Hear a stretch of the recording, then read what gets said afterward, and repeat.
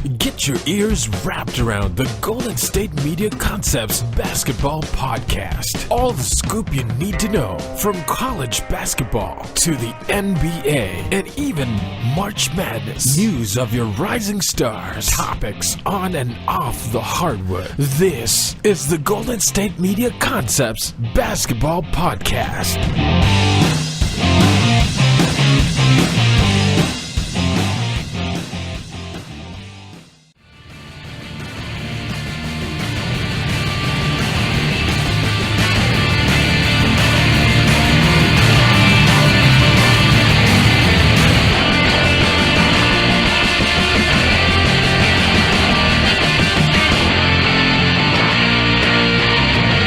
All right, and welcome to the GSMC Basketball Podcast.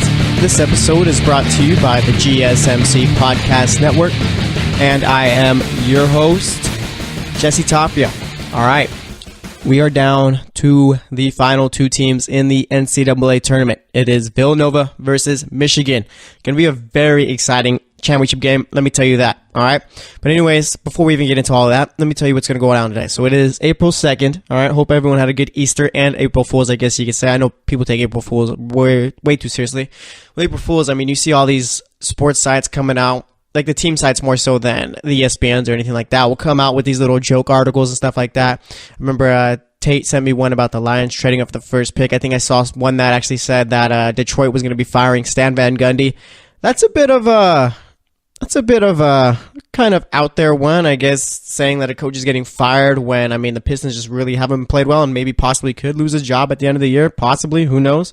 Either way, there was that.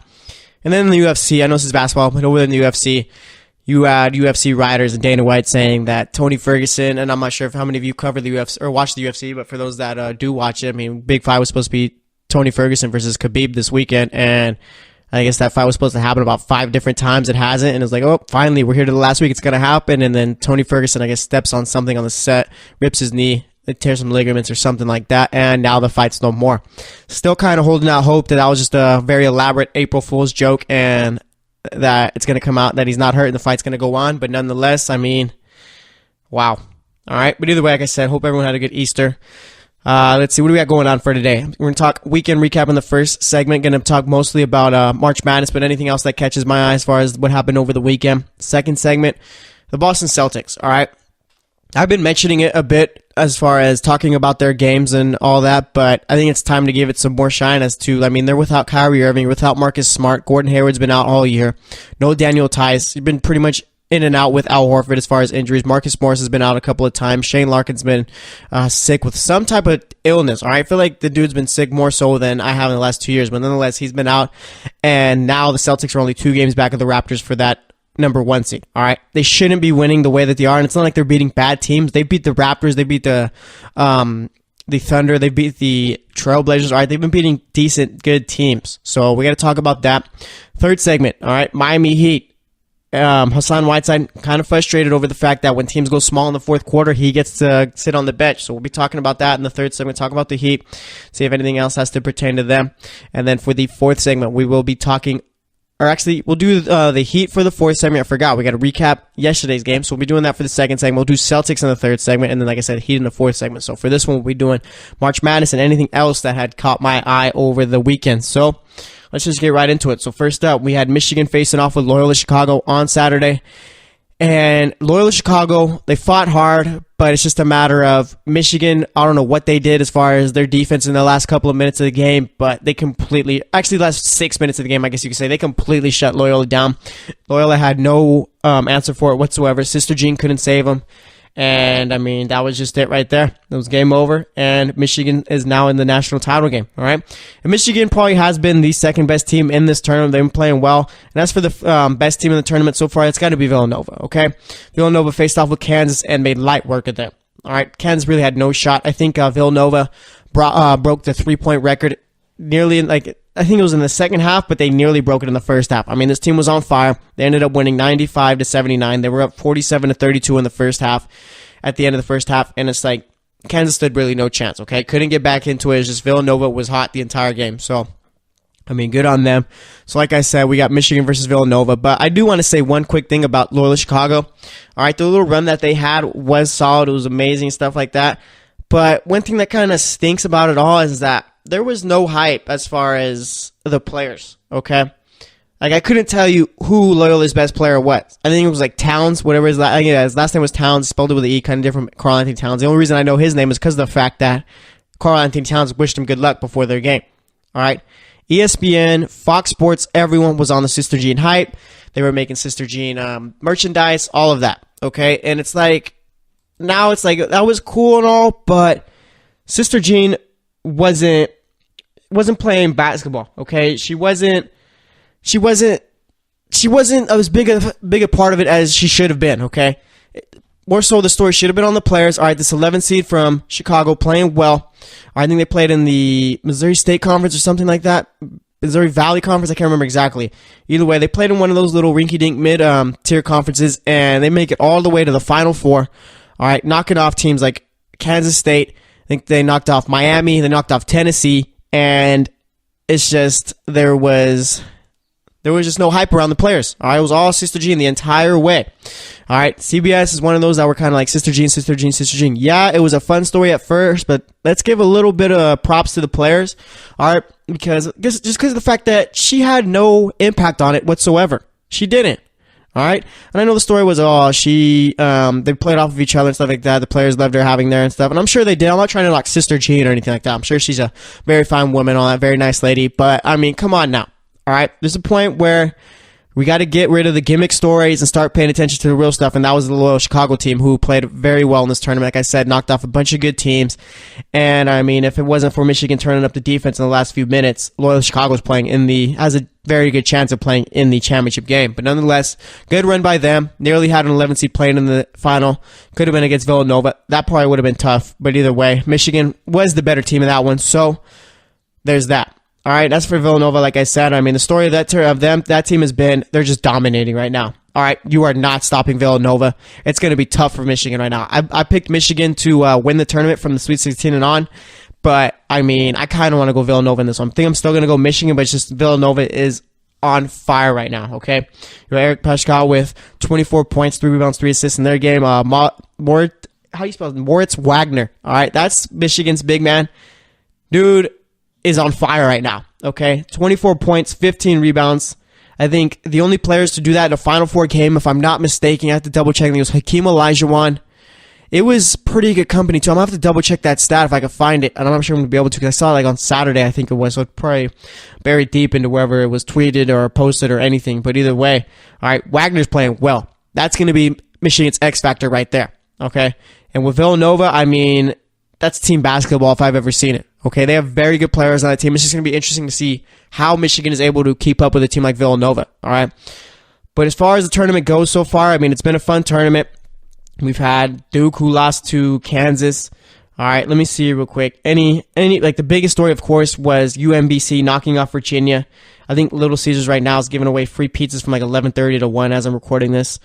Or actually, yeah, it's already past this, but either way, UMBC got free pizza for everyone.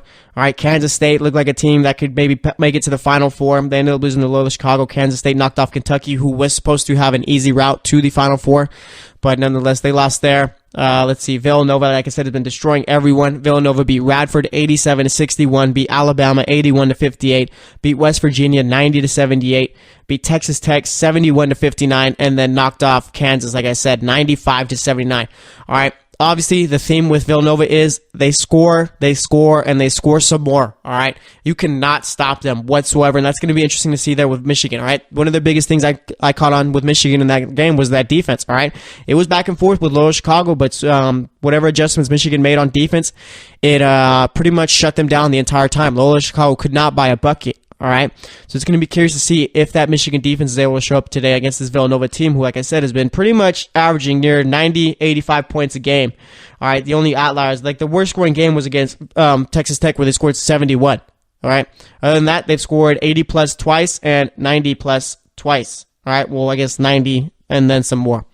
But either way, It's going to be fun to watch. All right. Michigan is a team that we need to start maybe possibly talking about them as a top program in college basketball. I don't think we really put them up there with the Dukes or anything like that. And obviously with the Dukes, they have the history. Michigan, I mean, they got the Fab Five, but not like just the real history of a Duke or North Carolina or anything like that. But I think this is Michigan's second championship game since 2013. I think 2013 was the one where they faced off with Louisville. I guess now that one doesn't even really count. And I don't really understand the whole taking game wins away from teams. Like, we saw the games happen. Like, it actually, like, it was real. Okay, it happened. Take scholarships away, whatever you want, but I don't understand the whole taking down the banners. Like, people are gonna act like that didn't happen. No, Louisville did win that, and Michigan did lose that game. Kind of like with the whole Reggie Bush getting his Heisman taken away. I'm pretty sure Reggie Bush won the Heisman that year. All right. If anything, take scholarships, like I said, away from the schools, but nonetheless, I mean, yeah, Michigan, second championship game in 5 years, 6 years, however many. I think it's 6 years since 2013 counts as a year. You include that. So, I mean, that's pretty solid there. All right. Duke really hasn't had that kind of, unless I'm just very mistaken, had that kind of run in the last few years. Like in that same 5 year span, 6 year span, I don't think there's anyone really been as good as Michigan as far as the tournament goes. But like I said, it's going to be a very good game tonight. Biggest thing, like right now, Villanova is the favorite. I want to pick Villanova, but I'm going to go with Michigan just so I stick to my guns here. But like I said, Villanova, probably the best offensive team in the entire tournament so far. Michigan have kind of been a team. Let's look at Michigan's little run through the tournament right here. Let me see if I can find them real quick. Michigan started off against, who did Michigan play first at? I think it was, I had to double check. This bracket is very tough to see. Let me see real quick who they played. Yeah, so they started off with Montana, beat them 61-47. All right, played a tough game against a good Houston team too, mind you. So it was 64-63 there. Played Florida State, won that one 58-54. And then faced off with Loyola Chicago, won that one 69-57. All right. The theme I'm seeing here is they played really good defense in all of the games. And like I said, that's exactly what they're going to need against Villanova. Otherwise, they stand no chance. But like I said, you already know my pick. I'm going Michigan in this one. I have to stick to my guns. All right. Michigan, I guess, has turned into my favorite college basketball team. But, I mean, it was either them or West Virginia, like I said. But West Virginia got pretty much destroyed against Villanova. So I got to go with Michigan here.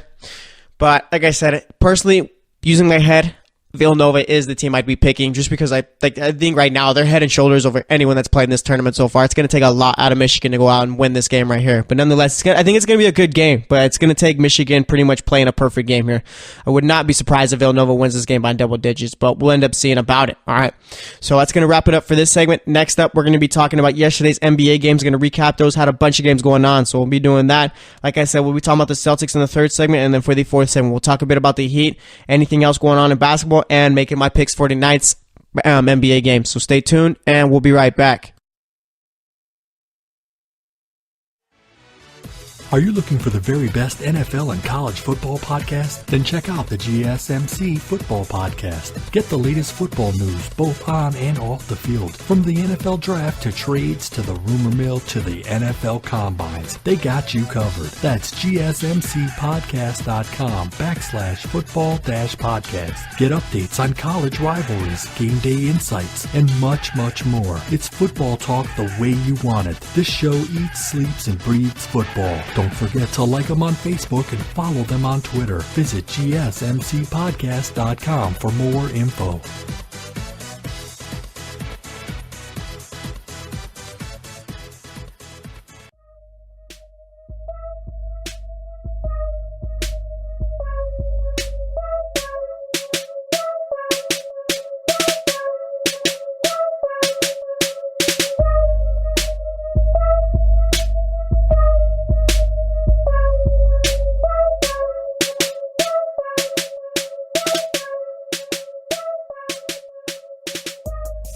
All right, and welcome back to the GSMC Basketball Podcast. We spent that first segment talking about the March Madness tournament so far. I mean, we talked about Michigan playing well on defense against Loyola Chicago. That's pretty much why I feel Loyola Chicago lost by as much as they did. All right, Villanova's out here stomping anyone they're playing against. So, I mean, these are probably I feel pretty comfortable saying that we have the two best teams of the tournament playing in the championship game. Because obviously, I mean, if Loyola Chicago would have made it, I don't think we'd call them the best team of the tournament. Okay, just because the fact that they are 11 seed and stuff and all that. But with Michigan, I mean, they won the Big Ten, I believe it was, and they haven't lost since February. So these are, I believe, the two best teams left in the tournament. And I guess I don't want to say we deserve that as fans because I hate to be that kind of guy, that kind of fan, I should say. But I do like the fact that we are going to watch a good game tonight.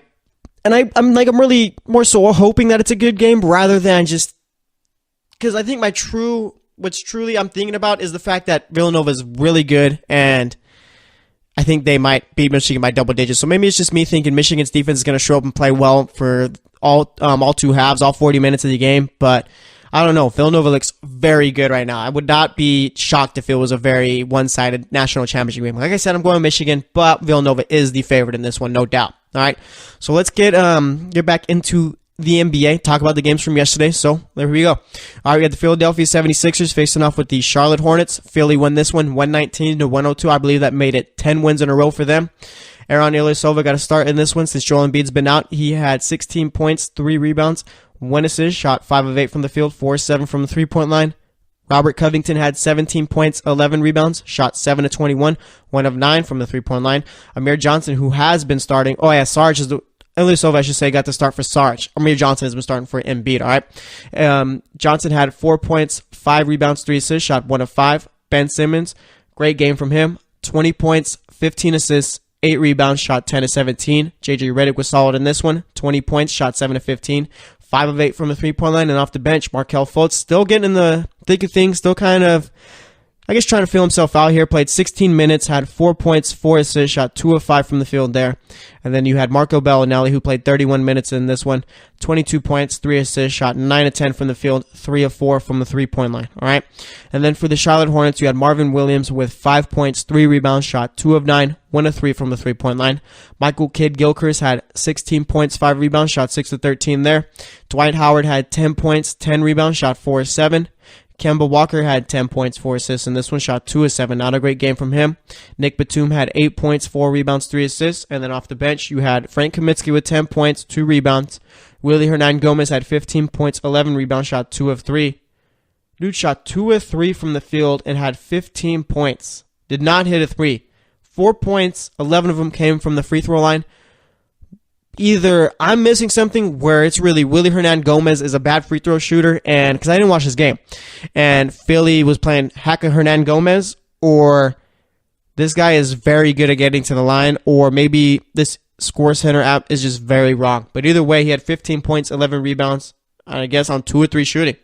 All right, you had Jeremy Lamb with 12 points, shot 5 of 13, 2 of 4 from the three-point line, and then Malik Monk. Charlotte's got to be very happy about this one.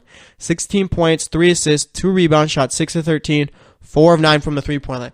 All right, if you've been paying attention to Malik Monk, he's kind of picked up his play the very last part of the season. All right, was kind of struggling. Well, no, wasn't kind of. Was struggling for most of it. So maybe it's just a matter of the guy needed more time to develop, and you can't really knock him for that. All right, dude's a rookie. He's got plenty more years left in his career. So good to see that Malik Monk has been playing well. But either way, Philly won this one, 119-102.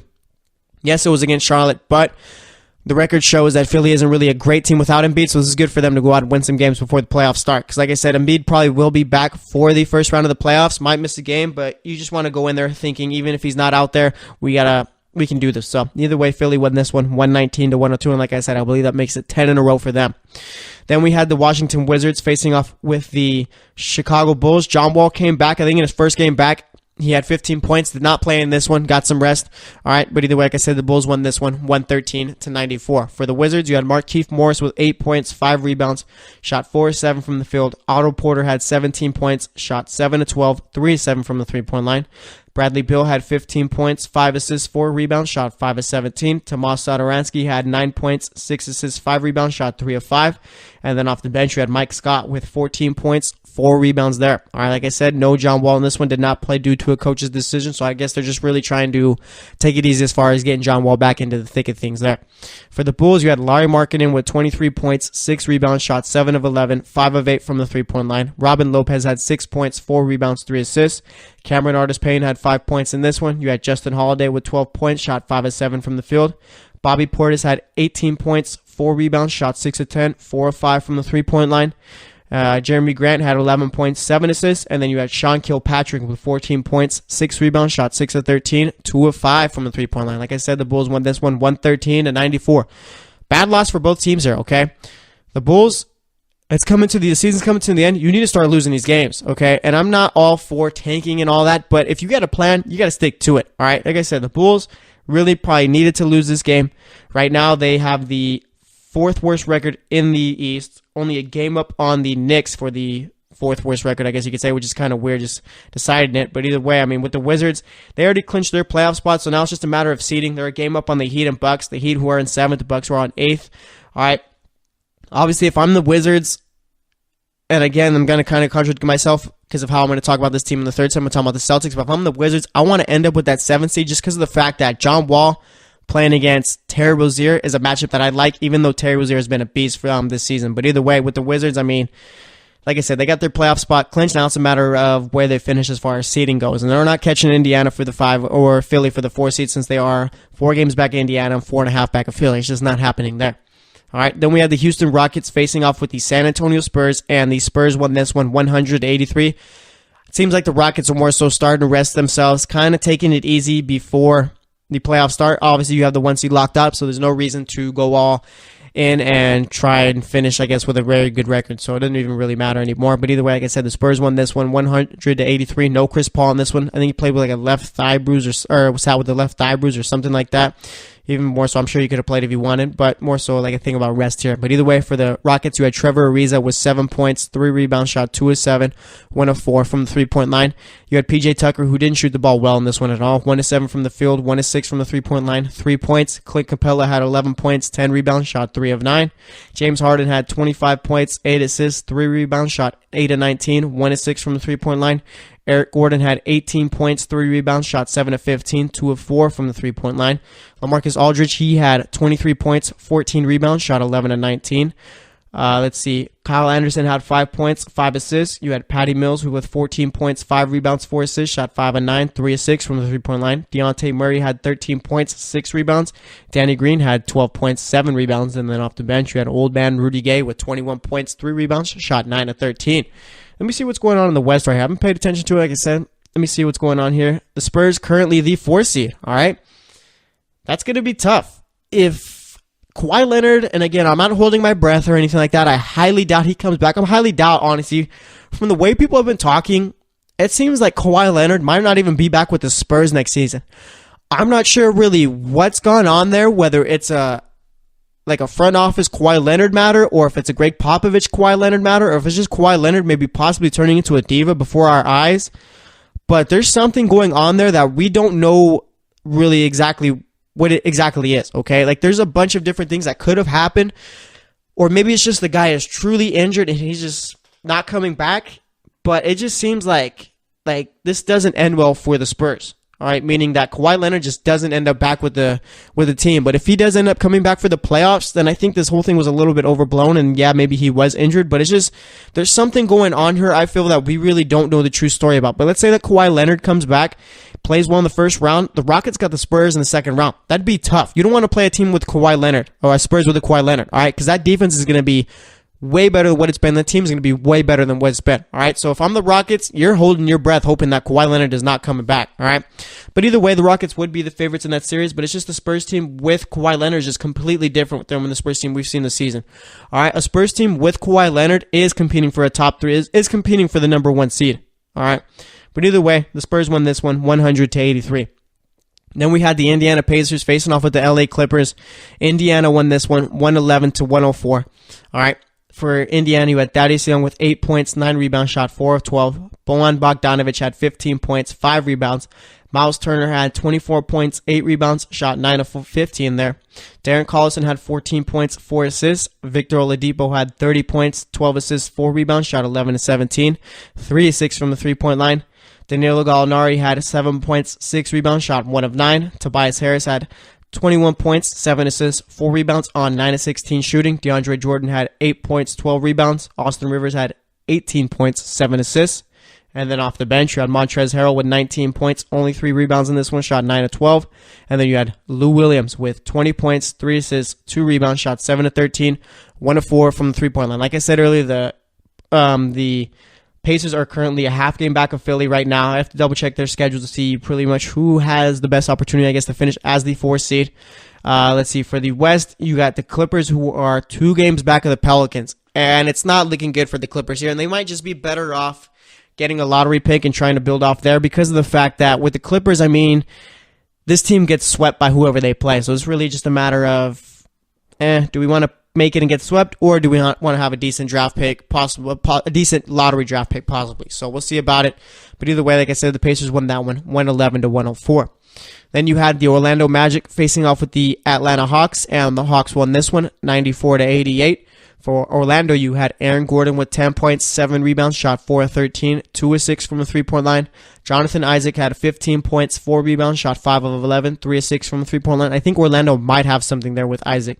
Nikolai Vucevic had 10 points, 14 rebounds, shot extremely poorly in this one. Looks like me in a full day of pickup games, 3 of 19 from the field, 0 of 3 from the three-point line.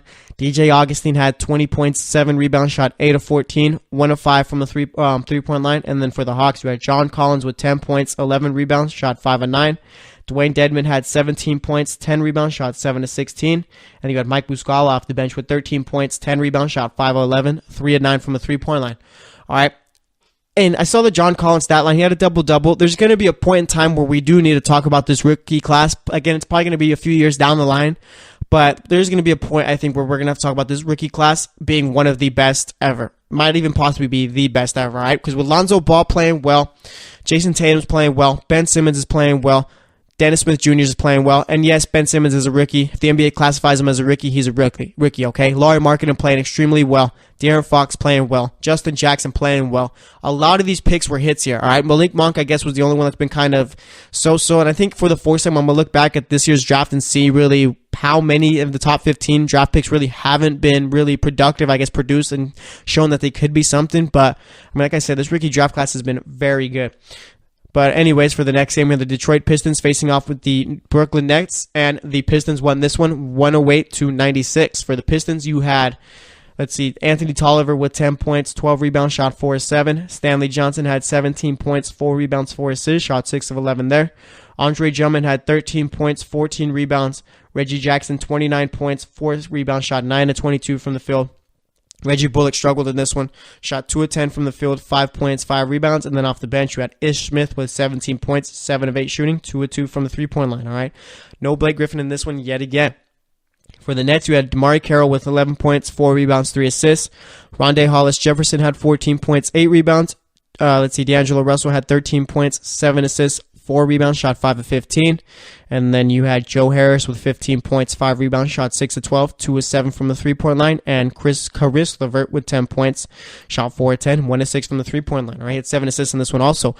Jahlil Okafor, I think we know what Jahlil Okafor is, all right, because he was a DNP in this one, coach's decision. And it's just a matter of Jahlil Okafor could possibly very well be, if he does not fix up his game, be out of the league within the next 2 years. All right, because if you're not playing on one of the worst teams in the league, then what are you doing here? All right, but either way, the Pistons won this one, 108-96. Pistons currently still have a chance, 4 games back of the Bucks for that 8th seed, and it's just a matter of, the Pistons have played 77 games, got 5 games left. It'll take a colossal collapse from the Bucks, meaning they got to lose out, and the Pistons got to win out in order for the Pistons to make it, I guess you could say. So for the Pistons, just keep building. I'm not really sure what their plan is with Blake Griffin, but nonetheless, they have to have something up their sleeve.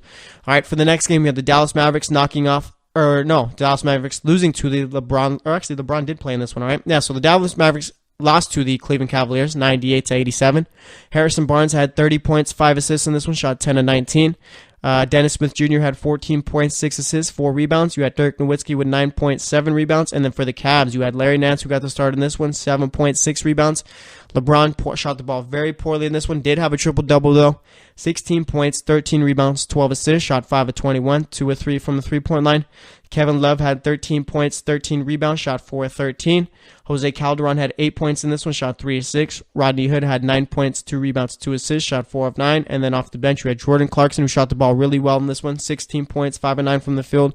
And then J.R. Smith had 15 points, 4 rebounds, shot 6 of 11 in that one. I think the Cavs are still currently in the 3 seed, only a half game up on the 76ers, so it's going to be interesting to see how that 3 through 5 spot finishes up, because they're only a game in front of Indiana, too, so we'll see about it. Anyway, though, for the next game, we have the Oklahoma City Thunder facing off with the New Orleans Pelicans. OKC won this one, 109-104. For the Thunder, you had Carmelo Anthony with 16 points, 6 rebounds. Paul George had 27 points, 8 rebounds, 2 assists. Steven Adams, who's probably been the most consistent player for the Thunder this season as far as efficiency of being extremely productive, had 14 points, 10 rebounds. And then you had Russell Westbrook, who had a triple-double in this one. 26 points, 15 rebounds, 3 assists. And then for the Pelicans, you had Anthony Davis with 25 points, 11 rebounds. Rondo had 11 points, 9 assists, 8 rebounds. All right, each one more brought in 15 points. Drew Holiday, 12 points, 8 assists, 5 rebounds. And then off the bench, you had Nikolai Mirotic, who didn't play well in this one. 2-9 shooting from the field, 4 points, 4 rebounds, did not hit a 3. And then you had Ian Clark with 16 points, shot 6 of 7, 3 of 3 from the 3-point line. The Pelicans got to be careful here, all right? I cannot have the Pelicans missing out on the playoffs just because of the fact that, I mean, they were so good at one point. It's just now they've kind of tilted back to where they were. And I wouldn't be mad at Denver making the playoffs because I think that'd be a fun team to watch. But it's just a matter of, I want to see Anthony Davis in the playoffs. All right, he's one of those guys, you don't want his first few years, you don't want his career wasted away not making the playoffs, kind of like how DeMarcus Cousins has been. And I'll never stop blaming the Kings for that. All right, DeMarcus Cousins not making the playoffs for the first 6, never making the playoffs in his career so far isn't because of the fact that it's his fault. It's because of the Kings. All right, the Kings were the most garbage front office I've ever seen in my life when they had DeMarcus Cousins there. And all of a sudden, when he leaves, they decide to start making good moves. But either way, for the next game, we have the Utah Jazz facing off with the Minnesota Timberwolves. And Minnesota's a team that's got to watch out, too. All right, Utah won this one, 121-97. Utah's currently the 6th seed. Minnesota's the 7th seed. Minnesota's only a game and a half up on the Nuggets there. All right, but either way, Derek Favors had 16 points, 3 rebounds. Joe Ingles had 5 points, 4 rebounds, 9 assists. Rudy Gobert had 6 points, 13 rebounds. And then you had Ricky Rubio with 23 points, 7 rebounds. Donovan Mitchell shot 10 of 15, very efficient in this one, 21 points, 4 assists. And then off the bench, you had Jonas Jerebko, who went 5 of 6 from the field, 13 points. Jay Crowder had 10 points, 2 rebounds, shot 4 of 10. And then you had Dante Exum, who's been playing really well the last couple of weeks. 14 points, 5 assists, 3 rebounds, shot 4 of 6 from the field there. For the Timberwolves, you had Taj Gibson with 6 points, 6 rebounds. Andrew Wiggins had 23 points, 6 rebounds, 4 assists, shot 10 of 22 from the field, only took 2 threes in this one, hit one of them. Karl Anthony Towns had 20 points in this one, 7 rebounds, shot 7 of 13. Tyus Jones got the start, 15 points, 4 assists. And then off the bench, you had Jamal Crawford with only 7 points in this one, shot 3 of 10. And then Derrick Rose was a DNP, coach's decision. But I know he's coming off a sprained ankle, I believe, so it might be one of the reasons why there. And then for the next game, we had the Milwaukee Bucks facing off with the Denver Nuggets. Denver won this one, 128-125 in overtime. Big win here for them. All right, for the Bucks, though, you had Giannis Antetokounmpo with 18 points, 12 rebounds, shot 7 of 13. Chris Middleton had 15 points, 9 rebounds. Eric Bledsoe, 31 points, 5 rebounds, 6 assists. Jabari Parker had 35 points, 10 rebounds, 14 of 23 off shooting, 5 of 8 from the 3-point line off the bench. The Bucks, I understand that they might just like Jabari Parker coming off the bench, but you might have something if you put him into the starting 5. Just saying there. All right, Tyler Zeller had 15 points, 5 rebounds. And then for the Nuggets, you had Paul Millsap with 26 points, 13 rebounds, 5 assists, shot 10 of 20 from the field, 2 of 5 from the 3-point line. Nikolai Jokic had 35 points, 13 rebounds, shot 14 of 24. And you had Jamal Murray with 27 points, 7 assists. Denver's got to keep clawing away. You got to keep picking up these wins, all right? They're only a game back of the Pelicans, only 2 games back of the Jazz, game and a half back of the Timberwolves, so they just got to keep clawing away there. But either way, for the next game, we have the Phoenix Suns facing off with the Golden State Warriors. The Warriors won this one 117-107 for the Suns. You had Marquise Chris with 22 points, 9 rebounds. Dragan Bender had 14 points, 10 rebounds. Tyler Ulis, 12 points. Josh Jackson, 22 points, 5 assists. And then for the Warriors, you had Draymond Green with 13 points, 12 assists, 6 rebounds. Kevin Durant had 29 points, 11 rebounds, 8 assists. Quinn Cook had 19 points, 6 assists, 4 rebounds. And you had Klay Thompson, who came back. 23 points, shot 10 of 19, 2 of 5 from the 3-point line. All right, and then for the Trailblazers, they faced off with the Memphis Grizzlies. They won that one 113-98. Talking about the Portland Trailblazers winning that one. All right, for the Grizzlies, though, you had Dylan Brooks with 28 points, 6 rebounds, 4 assists. Marc Gasol had only 7 points, 5 rebounds. Wayne Selden had 17 points. And then for the Trailblazers, you had Damian Lillard with 27 points, 9 assists, shot 7 of 15. Sergio McCollum had 20 points, 9 assists also. And then Evan Turner brought in 17 points. And Al-Farouq Aminu also had 17 points, 10 rebounds. Right now, the Portland Trailblazers are currently the 3 seed, and I'm sure it's going to stay that way. I don't see really San Antonio catching up to them. All right, and as for the final game, we have the Sacramento Kings facing off with the LA Lakers, and the Kings won this one 84-83. You had Willie Cauley-Stein with 11.7 rebounds for the Kings. De'Aaron Fox had 14.6 assists. Bogdan Bogdanovic had 15 points. And you had Buddy Hield off the bench with 19 points there. For the Lakers, you had Julius Randle with 19 points, 5 rebounds. Kyle Kuzma had 13 points, 5 rebounds. Kentavious Caldwell-Pope had 16 points, and then Alex Caruso, who's been starting for Lonzo Ball, had 7 points, 4 rebounds in that one. Like I said, the Kings won this one 84-83. So that's going to wrap it up for this segment. Next up, we're going to be talking about the Boston Celtics and the little run they've been on, and pretty much talk about the job Brad Stevens has done there. So stay tuned, and we'll be right back. Check out the show that's built on the MMA. From the UFC to extreme cage fighting, they got the fights covered. Check out the GSMC MMA podcast. Get the latest news on past or upcoming fights. Join us as we talk to and about some of the biggest names in the MMA, past, present, and future. When it's the fight game, there's just one show to check out. GSMCpodcast.com/MMA-podcast. Don't forget to like them on Facebook and follow them on Twitter. Visit GSMCpodcast.com for more info.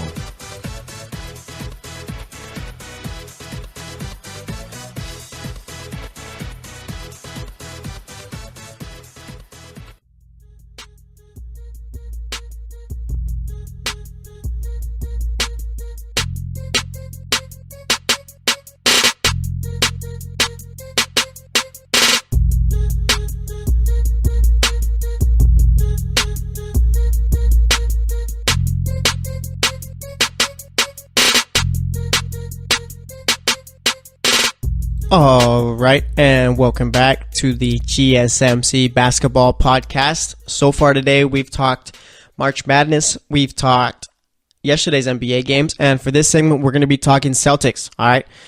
They've been playing well without Kyrie, without Marcus Smart, pretty much without anyone that hasn't played, all right? For some reason, the Celtics team just won't quit, and for some reason, they're knocking off the top teams, all right? On Saturday, they played the Raptors.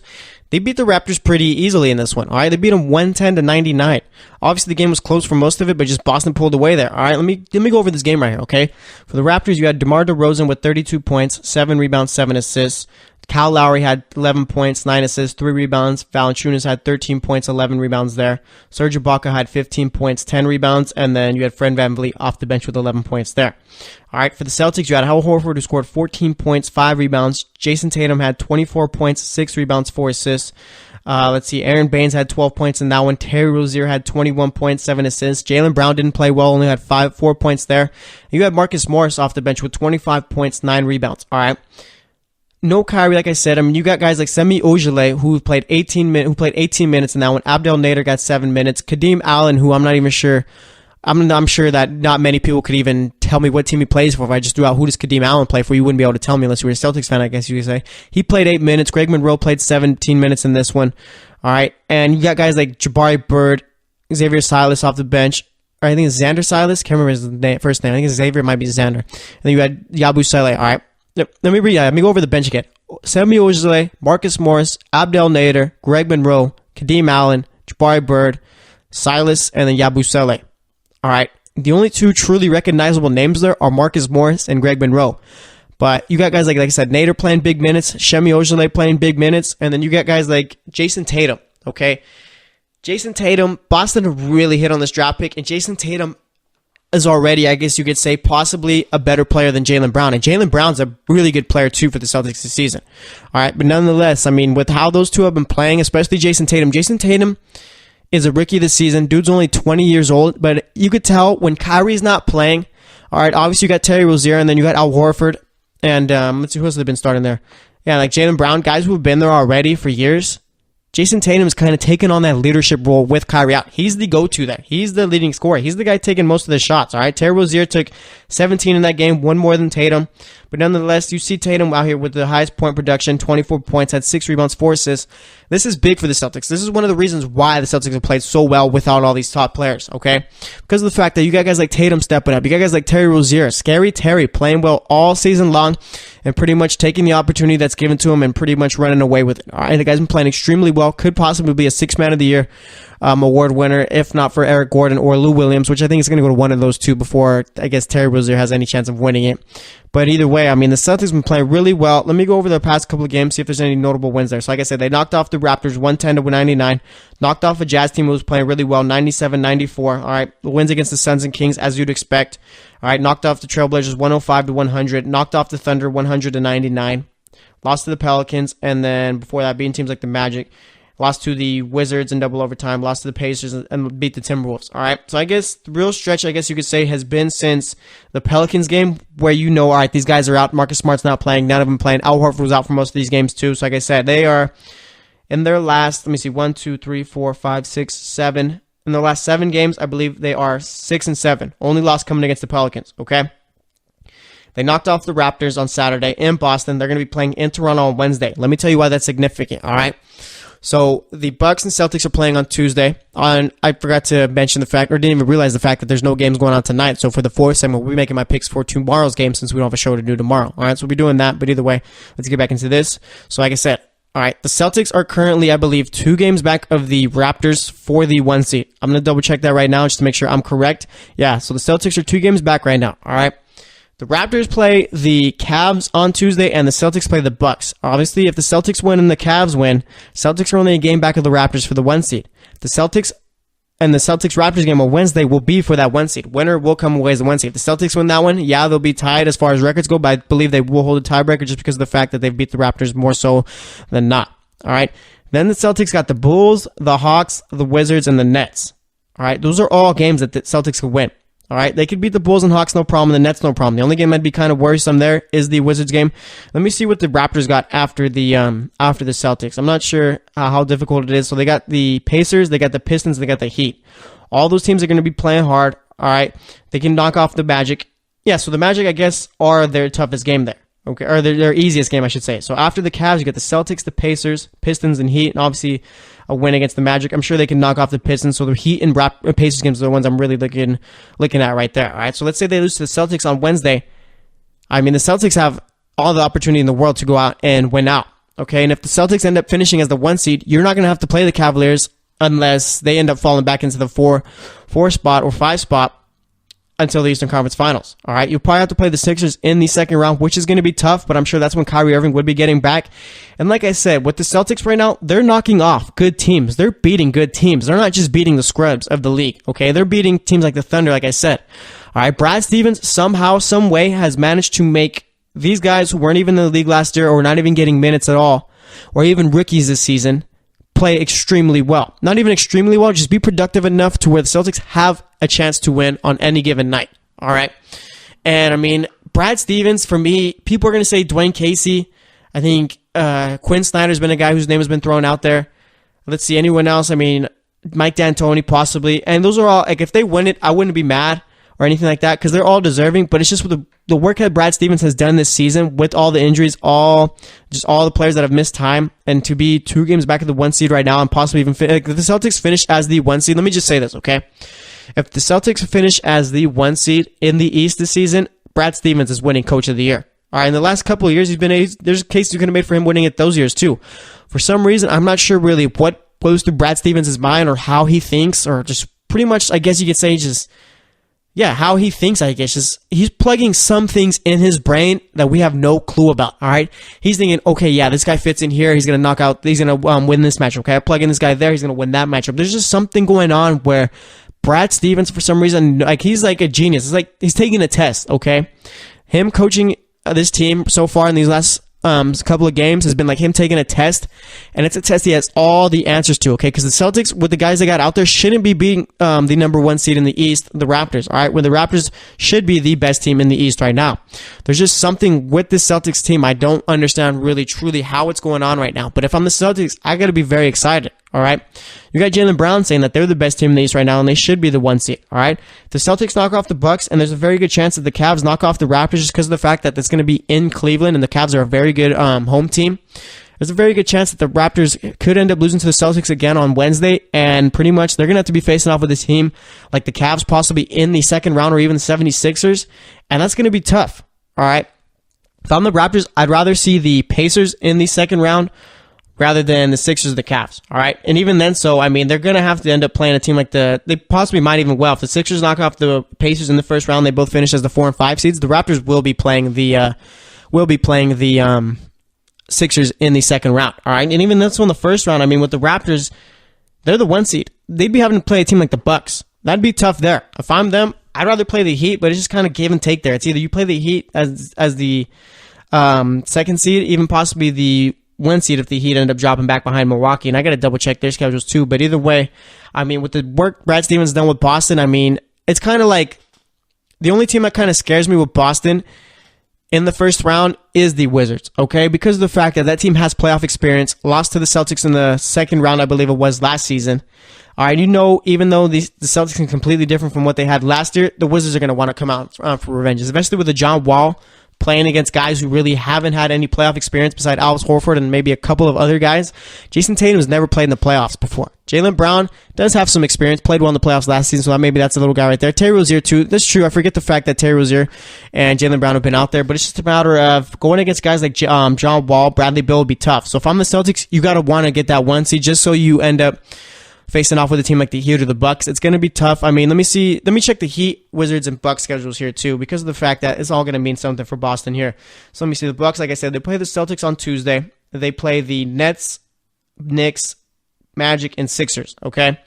So the Bucks have a really easy schedule in between the Celtics and Sixers games. Let me see what the Heat got going on here. Let's see. The Heat, who are they playing tomorrow? The Heat are going to be playing so they'll be playing the Hawks back-to-back. They'll be playing the Knicks, the Thunder, and the Raptors. All right, so the last couple of games are going to be difficult ones, but other than that, I mean, it's pretty easy there. And then the Wizards, this is going to be, let me see, if the Wizards have a tough schedule, then Boston might end up playing the Wizards in the first round. They got the Rockets, they got the Cavs, they got the Hawks, the Celtics, and the Magic. All right, so that's going to be tough, all right? The Wizards, I'm not sure if they're going to be able to knock off a team like the Rockets, who they play tomorrow. Then you got the Cavs, who I think they'll be playing on Thursday. And then you got the Celtics. So that's possible losing 3 out of your last 5 games, possibility there. All right, like I said, the Heat and Bucks both have relatively easy schedules the rest of the way. So it's going to be interesting to see how it ends up. But if I'm the Celtics, the only team I really want to avoid in the first round, I definitely want to avoid, is the Wizards, because that's going to be a tough matchup there. All right, the Wizards are a very good team with John Wall, and it's just with the Celtics, the moment might be a bit too big for them if they end up playing a team like the Wizards, especially a team who is probably still upset because of the fact that they ended up losing to the Celtics last season in the second round, where I'm sure the Wizards thought, you know what, we should have won that series. So we'll see about it, though. Like I said, the Celtics, I mean, the run they've been on has been incredible. If I'm the Celtics, you got to get that 1 seed. You do not want to play the Wizards, and it's going to be tough. All right.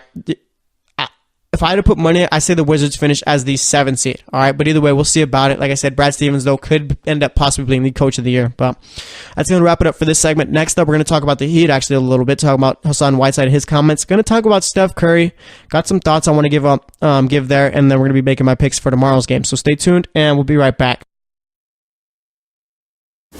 Check out the show built around the women of MMA. From the UFC to the extreme cage fighting, we got the fights covered. Listen. It's the Golden State Media Concepts Women's MMA Podcast. The latest news of upcoming fights, discussions of previous matches. Join us as we talk to and about the biggest names in women's mixed martial arts, past, present, and future. When it's the women's fight game, you know where to listen to. The Golden State Media Concepts Women's MMA Podcast.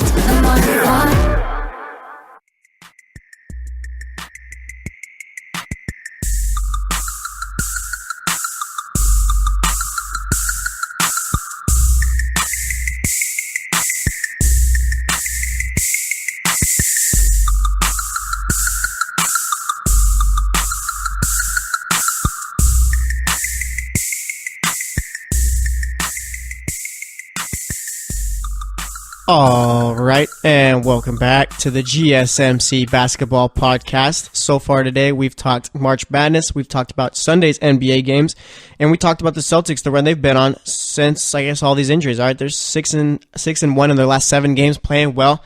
They beat the Bucks on Tuesday, and the Raptors lose to the Cavs on Tuesday. That game on Wednesday between the Raptors and Celtics is going to be for the 1 seed, so we'll see how they end up dealing with it and how they end up finishing as the season progresses, comes to an end, I should say, the regular season. But either way, for this segment, we're going to be talking Hassan Whiteside a bit. We're going to talk about Steph Curry, and we're going to be talking about my picks for tomorrow night's NBA games, I should say. All right.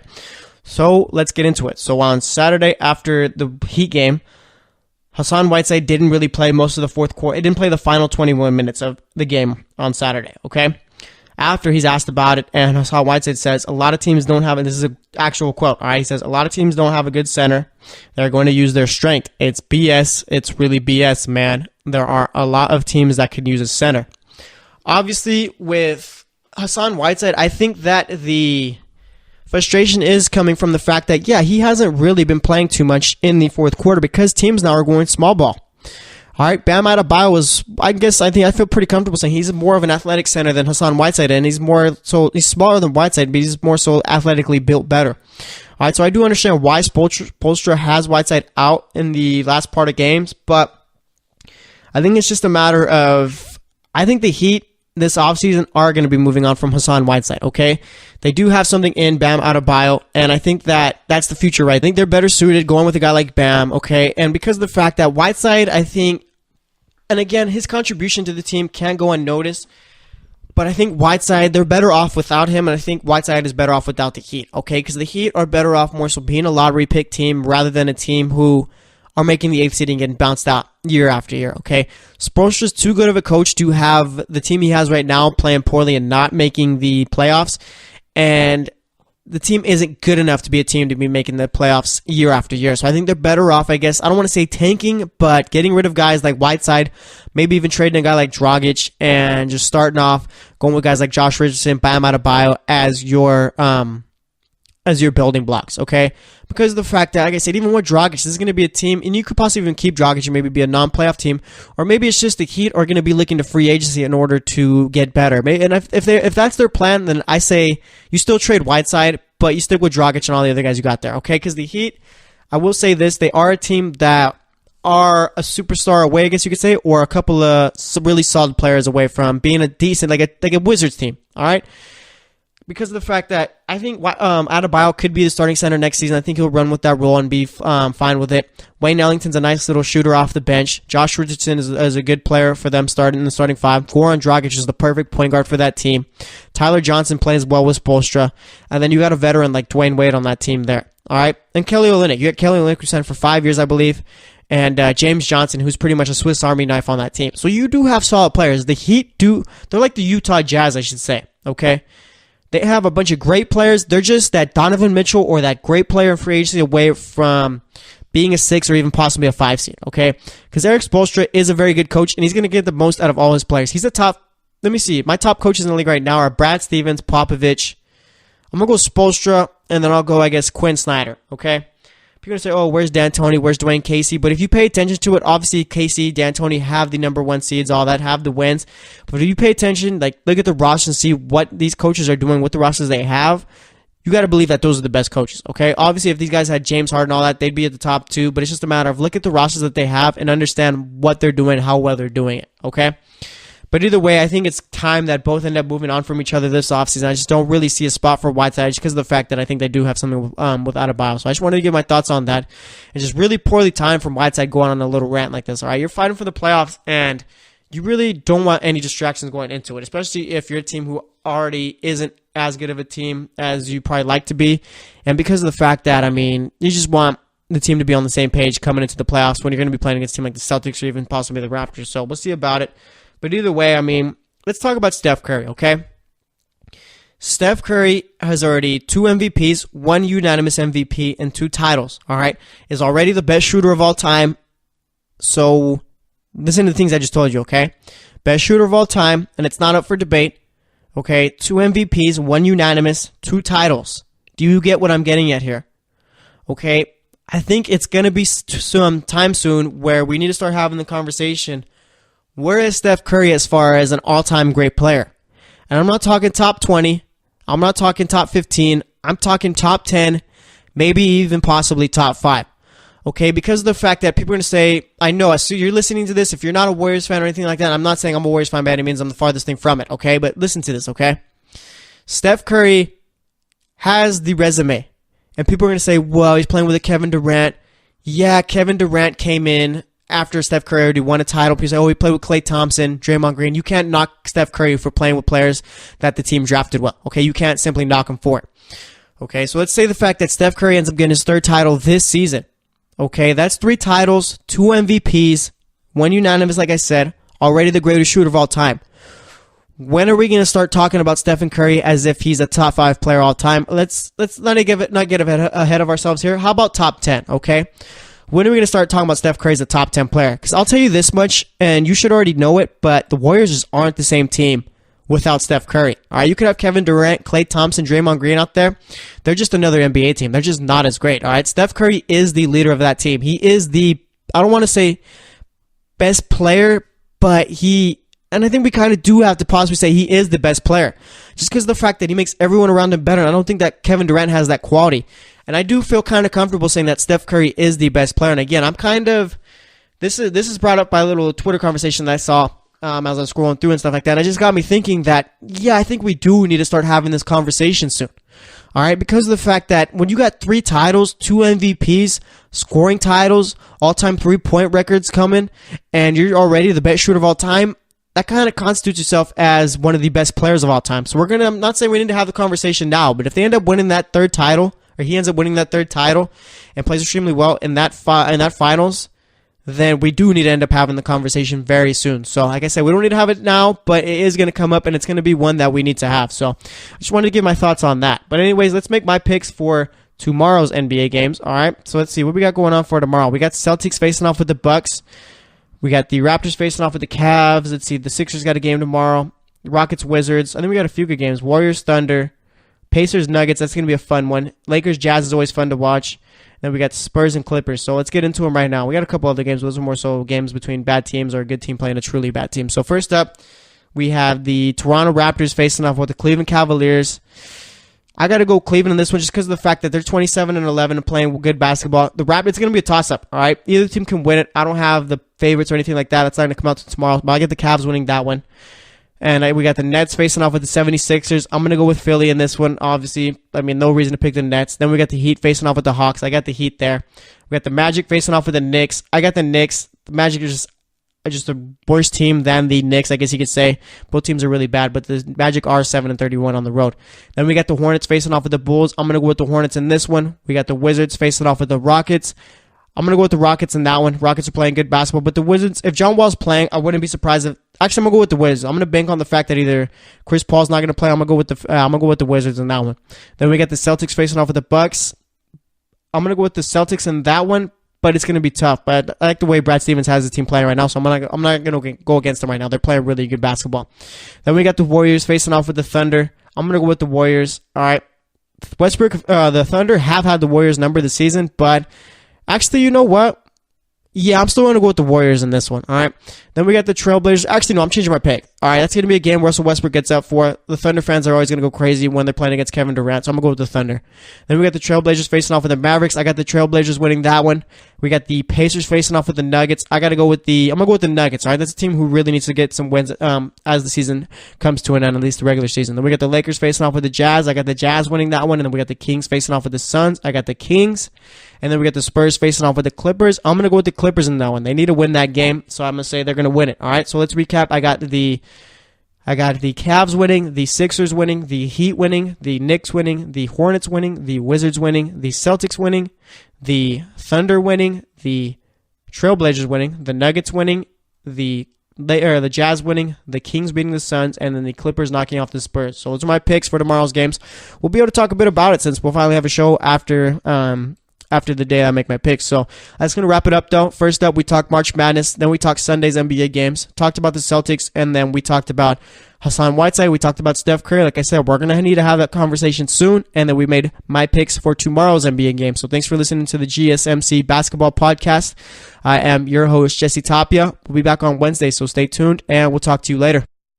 You've been listening to the Golden State Media Concepts Basketball Podcast, part of the Golden State Media Concepts Podcast Network. You can find this show and others like it at www.gsmcpodcast.com. Download our podcast on iTunes, Stitcher, SoundCloud, and Google Play. Just type in GSMC to find all the shows from the Golden State Media Concepts Podcast Network, from movies to music, from sports to entertainment, and even weird news. You can also follow us on Twitter and on Facebook. Thank you, and we hope you have enjoyed today's program.